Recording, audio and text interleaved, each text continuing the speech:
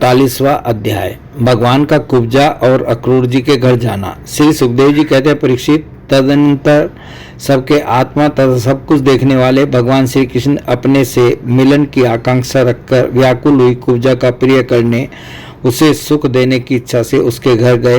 कुब्जा का घर बहुमूल्य सामग्रियों से संपन्न था। उसमें श्रृंगार रस का उद्दीपन करने वाली बहुत सी साधन सामग्री भी भरी हुई थी। मोती की झालरें और स्थान स्थान पर झंडियां भी लगी हुई थी। चंदोवे तने हुए थे, सेजे बिछाई हुई थी और बैठने के लिए बहुत सुंदर सुंदर आसन लगाए हुए थे। धूप की सुगंध फैल रही थी, दीपक की शिखाएं जगमगा रही थी। स्थान स्थान पर फूलों के हार और चंदन रखे हुए थे। भगवान को अपने घर आते देख कुब्जा तुरंत हड़बड़ाकर अपने आसन से उठ खड़ी हुई और सखियों के साथ आगे बढ़कर उसने विधि पूर्वक भगवान का स्वागत सत्कार किया। फिर श्रेष्ठ आसन आदि देकर विविध उपचारों से उनकी विधि पूर्वक पूजा की।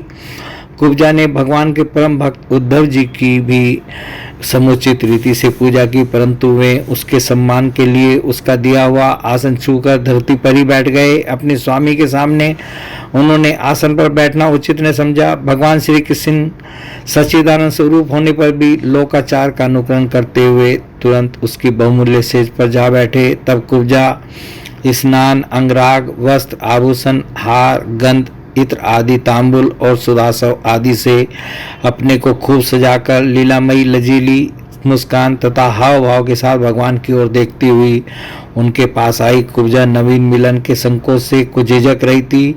तब श्याम सुंदर श्री कृष्ण ने उसे अपने पास बुला लिया और उसकी कंकन से सुशोभित कलाई पकड़कर अपने पास बैठा लिया और उसके साथ क्रीड़ा करने लगे। परीक्षित, कुब्जा ने इस जन्म में केवल भगवान को अंगराग अर्पित किया था।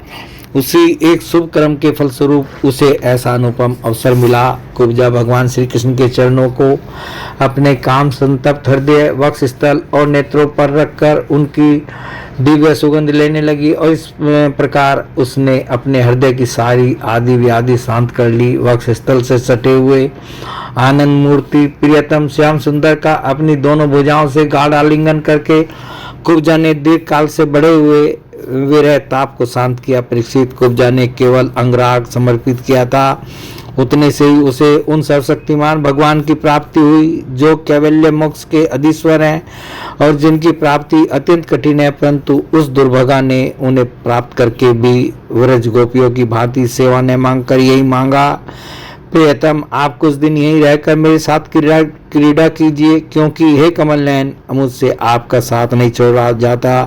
परीक्षित, भगवान श्री कृष्ण सबका मान रखने वाले और सर्वेश्वर हैं। उन्होंने अभिष्ट वर देकर उसकी पूजा स्वीकार की और फिर अपने प्यारे भक्त उद्धव जी के साथ अपने सर्व सम्मानित घर पर लौट आए। परीक्षित, भगवान ब्रह्मा आदि समस्त ईश्वरों के ईश्वर हैं।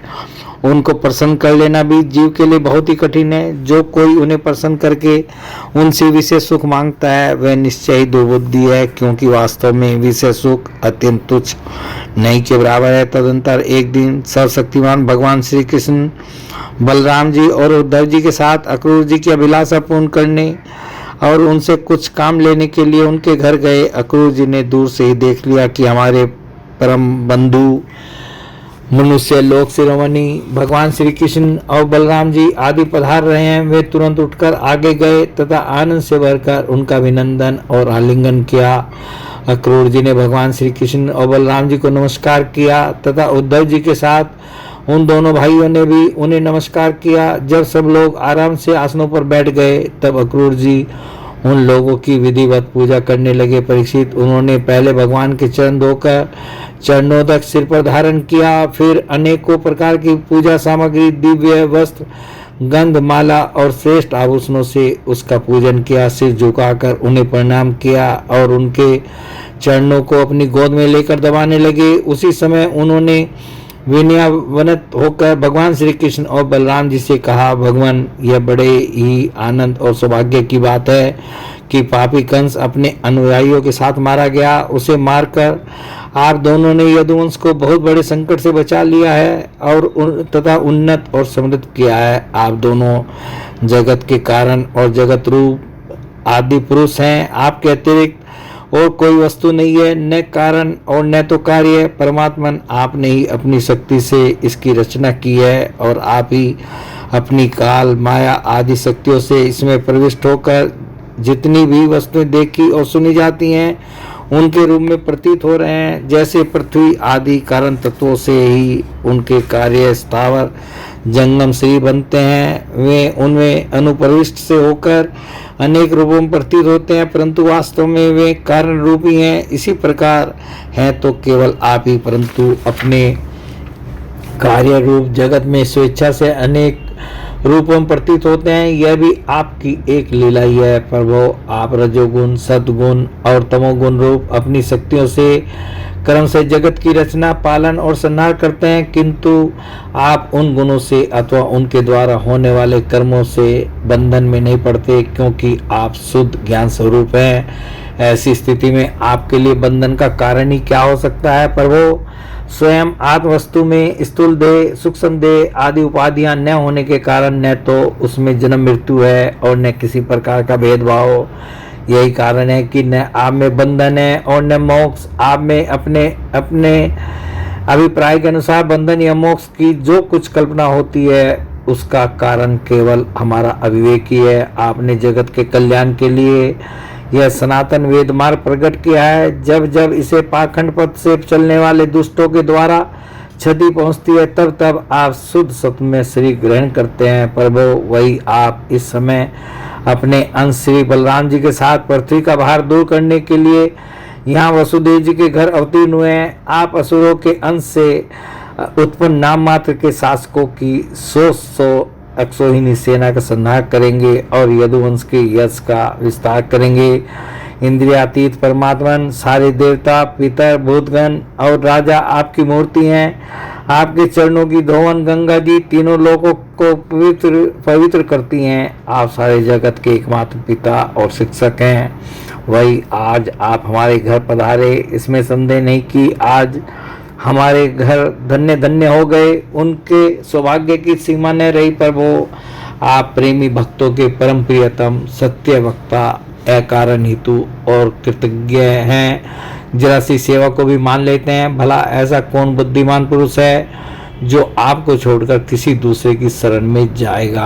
आप अपना भजन करने वाले प्रेमी भक्त की समस्त अभिलाषाएं पूर्ण कर देते हैं, यहाँ तक कि जिसकी कभी क्षति और वृद्धि नहीं होती। जो एक रस हैं, अपने उस आत्मा का भी आप दान कर देते हैं। भक्तों के कष्ट मिटाने वाले और जन्म मृत्यु के बंधन से छुड़ाने वाले प्रभु, बड़े बड़े योगी राज और देवराज भी आपके स्वरूप को नहीं जान सकते, परंतु हमें आपका साक्षात दर्शन हो गया। यह कितने सौभाग्य की बात है। प्रभु, हम स्त्री, पुत्र, धन, सवजन, गेह और देह आदि के मोह की रस्सी से बंधे हुए हैं।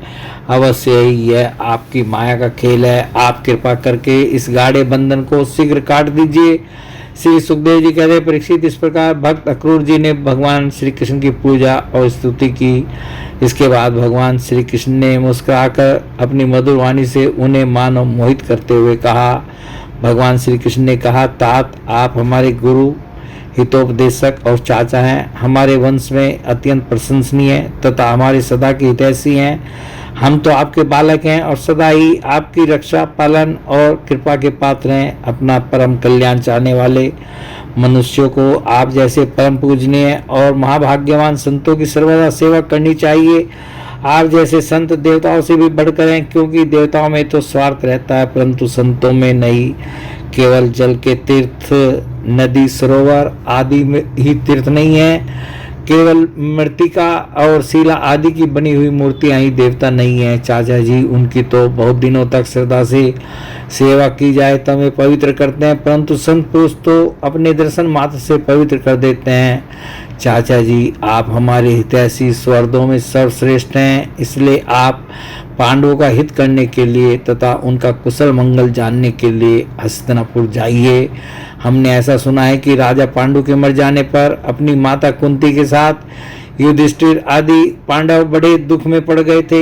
अब राजा धृतराष्ट्र उन्हें अपनी राजधानी हस्तिनापुर में ले आए हैं और वे वहीं रहते हैं। आप जानते हैं कि राजा धृतराष्ट्र एक तो अंधे हैं और दूसरे उनमें मनोबल की भी कमी है। उनका पुत्र दुर्योधन बहुत दुष्ट है और उसके अधीन होने के कारण वे पांडवों के साथ अपने पुत्रों जैसा समान व्यवहार नहीं कर पाते। इसलिए आप वहां जाइए और मालूम कीजिए कि उनकी स्थिति अच्छी है या बुरी। आपके द्वारा उनका समाचार जानकर मैं ऐसा उपाय करूंगा जिससे उन स्वर्गों को सुख मिले। सर्वशक्तिमान भगवान श्री कृष्ण अक्रूर जी को इस प्रकार आदेश देकर बलराम जी और उद्धव जी